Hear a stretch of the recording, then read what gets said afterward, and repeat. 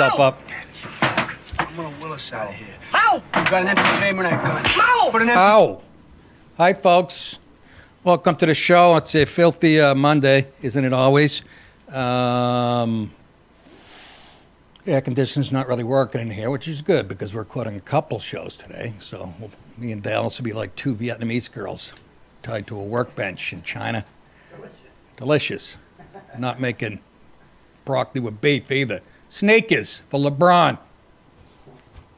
Anyways, did you have a good weekend? I laid on the couch like a stiff, walked around, did get some exercise in, and made the mistake of going to Forsyth Park, knocked on when there was a jazz festival going on, and trying to walk around that loop. Bumping into people eating soft pretzels and pretending they liked the music. It was very funny to see people down here pretending they like jazz. It's really cute. Maybe I should start the clock. Jesus H. Christ. I got a fucking nightmare week ahead of me. I mean, again, 20 years ago, a younger comic would have embraced it, would have been excited about it. I wanted to cut my wrist when the alarm went off today. Got to go to Dallas. Let me remind you quick, you can see me on Crowder Wednesday morning and Thursday morning. And then Friday, Wise Guys in Utah, Salt Lake City, sold out. Pretty good. Thank you, Utah. And then the next two nights, I go to Vegas, Skankfest. And then hopefully, one of the 5,000 terrorists that Biden has let into the country won't blow up any of those flights. I don't know. Wish I was kidding. Don't forget me to give me the 35-minute, will you? Because, again, I'll do an hour and a half and not even know what the fuck is going on today. College football, real quick. If you guys want to know what games to watch, if maybe you're new to college football, fucking email me or hit me up on the show thing. Because I taped 4 of them. I taped 6 of them. I only got through 4 of them. All of them were settled in the fourth quarter. Every one of them. Goddamn primetime and his kid, University of Colorado, comes down to the last play of the game. Hail Mary. Clock hits 00 with the ball's in the air. Touchdown, Colorado. Fuckers. Fuckers. I don't even remember who they beat. I'm so pissed. Whoever it was slapping them around pretty good, though. Who cares? It's Dion.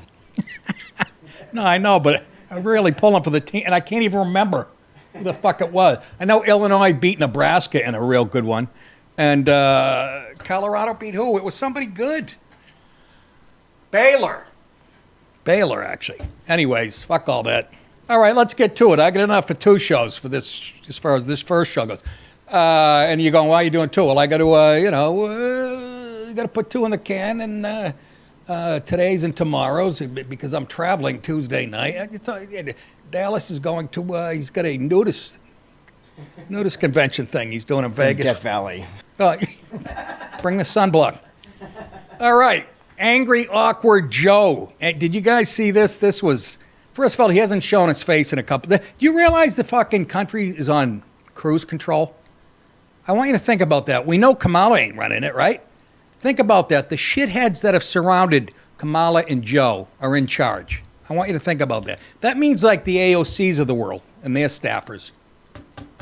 Just let that settle in. A confused-looking President Biden fumbled and snapped at staffers after forgetting which world leader he was supposed to introduce at a press conference event during the Quad Summit Saturday. Biden, 81, was supposed to call India's Prime Minister Narendra Modi to the stage, but appeared to be unsure which of the 3 visiting Haji sitting there, visiting heads of government he was meant to name.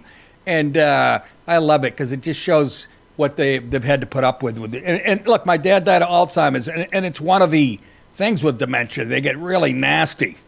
It's kind of fun, actually. I used to piss him off and hide his shoes. And anyways, listen to fucking Joe personality, Mr. Likeable. So I want to thank you all for being here.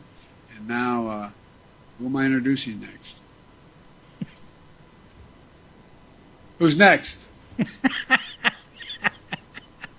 Look at this dead silence. Oh, God. Distinguished guests. Oh! The Prime Minister of the Republic of India. Okay. What are we doing? What's going on right now? The best part of that, and that sums it up. We've gone from Ronald Reagan and Dick Cheney and those guys, Bush Sr., to this fucking guy who's out of his mind, he's just making appearances to let people know he's still alive, and snaps, and the girl on the microphone's probably, I don't know, a 19-year-old staffer who's immature. Instead of just being professional about it, she goes, she fucking, what did she say? Next? Distinguished guests, asshole. That's who's running the country. It is frightening. Apparently China and Russia are not paying close enough attention. I would have been knocking on our door already. The outgoing president's been hosting allies for the Four-Nation Quad Alliance at his home in Wilmington, Delaware, for a short two-day summit as foreign leaders traveled to the U.S. for the United Nations General Assembly meeting, which, by the way, we should blow that up. That's the first thing we do. Trump, when you get back, shut that fucking UN down, move it somewhere else. Get it out of here. During the president's cabinet meeting Friday, First Lady Jill Yeastfection Biden raised eyebrows by doing most of the talking and later hosting a Rose Garden event without him. You know you're a fucking mumbling, stuttering little fuck. You know that? Watch that again this weekend for the 48th time. Can't help it. I'm flipping through it. Anyways, speaking of aforementioned football is back, as you know, folks, which means winning season is back. Don't just watch football this season, cash in on it. With MyBookie, it's easier than ever to bet and win. This season, they have amazing promos you won't want to miss. Weekly risk-free boosts every Thursday are amazing. If your bet hits, you win big. If it doesn't, MyBookie will give you a refund, so there's nothing to lose, okay? I love it because I follow Boston College. I like Michigan. I have my three teams. I don't have a bunch of real favorites, as I do, in the NFL. But, I mean, they cover everything. College football, the pros, and they pay on time, and it's really easy. It's the best one out there. During the commercial breaks, keep playing with MyBookie's blackjack tables, baccarat, and poker bet. Okay? They give you everything. When you're ready to get started, just click the link in the show notes, sign up, and you're ready to bet. Use promo code NICKDIP to claim a bonus that doubles your money on your very first deposit. You heard that right. Double your money with the code NICKDIP before you even place a bet. Loyalty pays off. With MyBookie Plus, the more you play, the more you win. It's simple.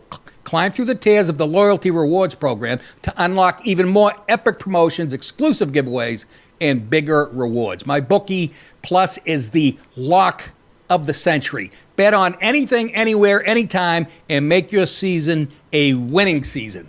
We thank you, MyBookie, for sponsoring the show today. Let's move ahead, shall we? Make me a sandwich! Make me a fucking sandwich! Hey, take it easy.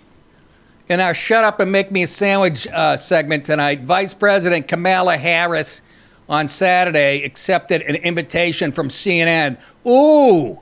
Big balls to debate former President Donald Trump on October 23rd, challenging her rival to another engagement on a public stage in the final weeks of the campaign. And if I'm the Trump organization... No. That's the answer. No! Vice President Harris is ready for another opportunity to share a stage with Donald Trump campaign chair Jen O'Malley, 11 years old, said. Oh, Jen O'Malley Dillon, I won't even get into it. Donald Trump should have no problem agreeing to this debate. Why should he agree to it? You already did one with your brain-dead president. Already did one here. He knows he's gonna get triple teamed if it's CNN. Go fuck yourself. Harris tweeted Saturday that she will gladly accept a second presidential. You know what that means? Her internal polling stinks, and they know it. And that she hopes Trump will join her on October 23rd. Well, it'd be pretty awkward if he didn't, and you were there. You shit-kicking, stinky horse-smelling motherfucker, you! All right, that's overstating it. Trump on Saturday responded with this. Kiss my grits. What? Here he is in, where was he, Carolina? Yeah, North Carolina this weekend, and he responded to this. It's too late. Voting has already started. Good point. She's had her chance to do it with Fox. You know, Fox invited us on, and I waited, and They turned it down. But now she wants to do a debate right before the election with CNN because she's losing badly. You know, it's like... She kind of is. I guess last night some numbers came out, and Trump's like ahead in all this, whatever. This is the biggest farce. I keep saying it, folks, but if you really think this is close, and if it's just, and I'm not saying when it's over and they go, it was close, none of that shit. I'm just saying in a perfect world, if you polled everybody, it wouldn't even, they'd have to stop it like a heavyweight fight. But the media puts up their fake polling numbers to keep people involved. Doesn't reflect what they're thinking. It shapes how they think. That's what the polls are for. Presidential nominees have traditionally had the final word in nationally televised October debate following the vice presidential nominees debate. Trump's running mate, Ohio Senator J.D. Vance, is set to square off with that fruit cup. Harris's vice president pick, Minnesota former Broadway dancer Governor Tim Walz, on October 1st. In a debate hosted by CBS. Let me tell you something, and we'll show you later on. I don't know if it's this show, the next show, maybe. We got J.D. Vance sitting down with Tucker Carlson. I think he's smarter than everybody right now on the national stage. Everybody. I would love to see that debate. We're going to see it. He's going to mop the floor, that little girl. Let's move on to some sad news for people who are my age or in their late 80s. Mercury Morris, Morto. That's Italian for dead, folks. Mercury Morris, a running back and kick returner. You guys know, I know my boy Jimmy Florentine does. For some reason, he's a Dolphins fan. There's Mercury Morris. Look, I wasn't a Dolphins fan. I mean, they were unbelievable. Again, still the only undefeated season. He was part of it. And this guy was a human, as they call, highlight reel. Mercury Morris, a running back and kick returner for the Dolphins' undefeated Super Bowl team in '72, has died. According to a member of his family, he was 77 years old. And we couldn't do nothing about it. Just to give you a little flavor, because I know some of you guys are not familiar with this guy, but he was fun. Here's a little bit of clippage. He's running like he's got a car radio under his arm. Oh, stop with that type of talk. I don't know who said that. Look at this.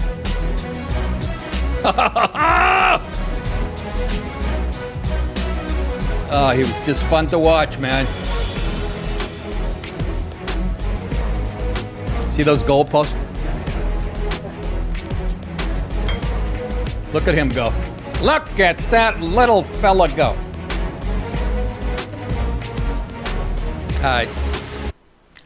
He had a little, they didn't mention it, of course. He had a little bit of problems with the law. Maybe it does mention.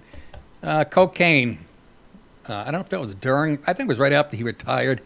Did a few years, but it's all part and parcel. I mean, come on. The guy probably, whatever. All I know is he straightened out his life, and then he started to help young people into the back of a van with a guy named Ted Bundy. No. Morris was a third-round pick. Imagine with those wheels.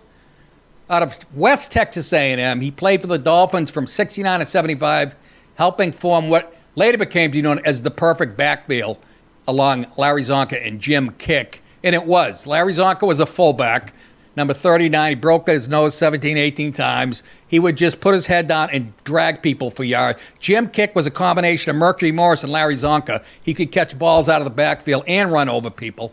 Morris was a 3-time Pro Bowler and a 2-time Super Bowl champion with the Dolphins, also including the team's repeat championship in 1973. He was the best guy around. Morris ran for exactly 1,000 yards and scored a league-best 12 rushing touchdowns during 1972 regular season as the Dolphins finished 14-0 before winning 3 more postseason games for the only undefeated season in NFL history. And then the goddamn Patriots went up against the Giants, had won every game that year until that fucking Nerf ball stuck to the guy's head. I don't want to talk about it. Fucking assholes. God damn it.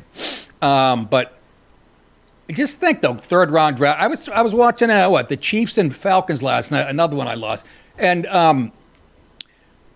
Pacheco got hurt, right? A week ago for he's a running back for the Chiefs. They put in this kid, Carson Steel.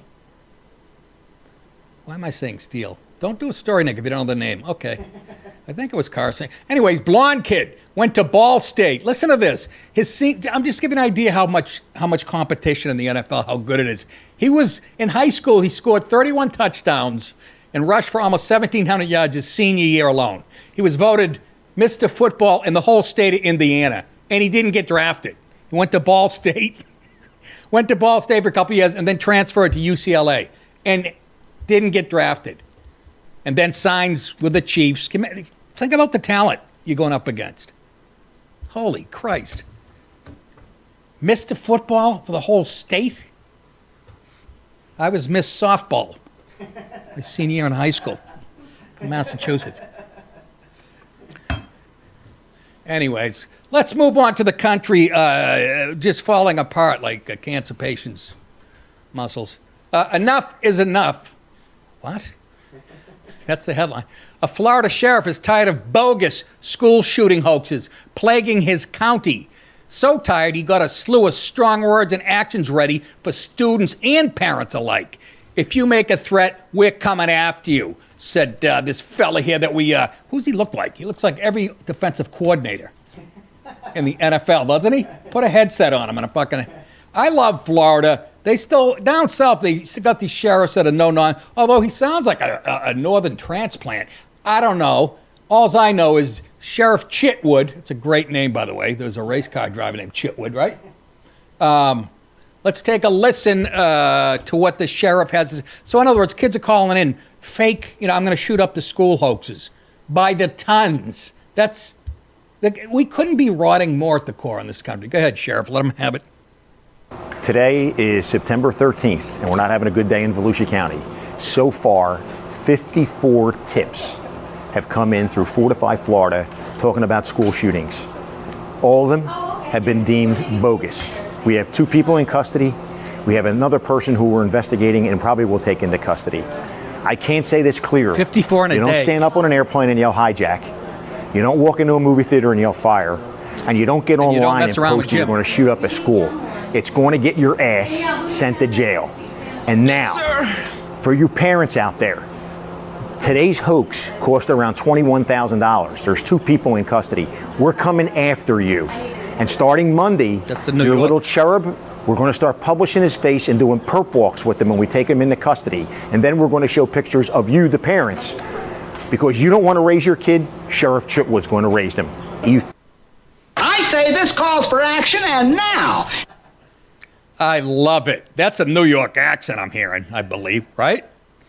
Parents coming after you.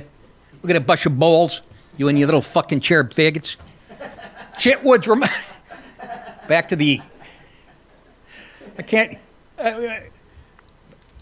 I'm not supposed to say that, I think, right? Because of, what is it, YouTube?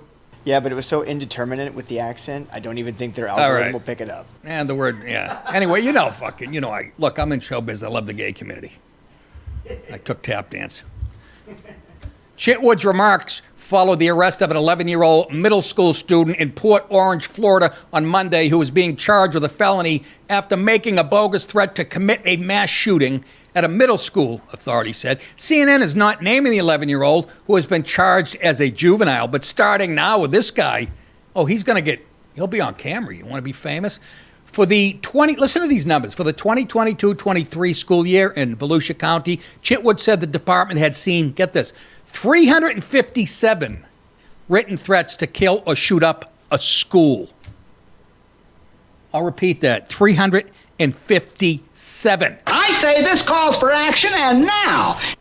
As of Wednesday, they already had 282, and school has only been in session for 3 weeks. Do you see? Where are the parents? What? In a 12-hour period from last Thursday night to Friday morning, the department had 54 threats come in, which were all found to be bogus. The department has arrested 12 juveniles, confiscated 11 weapons so far.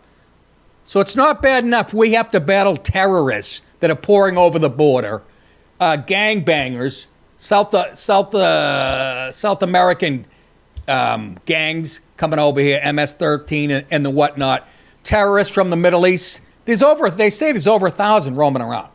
And now you're going to battle these little punks. Somebody. No, but I think of Kamala. You vote Kamala. It's a fucking brilliant strategy. My aching stem. Hey, guys and girls, for those of you watching me on Mug Club right now, stick around for the second half of the show. The rest of you go to nickdip.com to get my entire show, Steven Crowder's entire show, and a whole lot more. And I do mean a whole lot more. He's got that undercover unit that broke another story that we showed last week. And they're sitting on a couple other big ones. You got Alex Jones every other Friday or something. It's well worth it. And while you're at nickdip.com, you'll click on the tour button at the top. You'll see that this Friday, September 27th, I'll be at Wise Guys, Jordan Landing, Utah. And then the next 2 nights, right after that, Skankfest in Vegas, September 28 and 29. And then November 9th, Bridgeview Center Theater in Ottumwa, Iowa. I'm looking forward to that. It's kind of like a conservative hotspot, I guess. We'll find out, but tickets are on sale. So I hope to see you guys out there. Second half of the show, for those of you who are sticking around, J.D. Vance sat down with Tucker this past weekend on Tucker's show. You got to see how smart both these guys, but J.D. Vance is creepy smart, in my opinion. It would make a great president also. Also, U.S. gangbangers, I mentioned earlier, are facing off against, gangs that have come here from Central America, South America, and this is going on down in a few cities, but especially the south side of Chicago. You won't believe that. That's how fucked up we are. We have gangbangers here who are saying Trump would be the guy. I'm gonna fuck somebody up. Anyways. Hi, good night, everybody.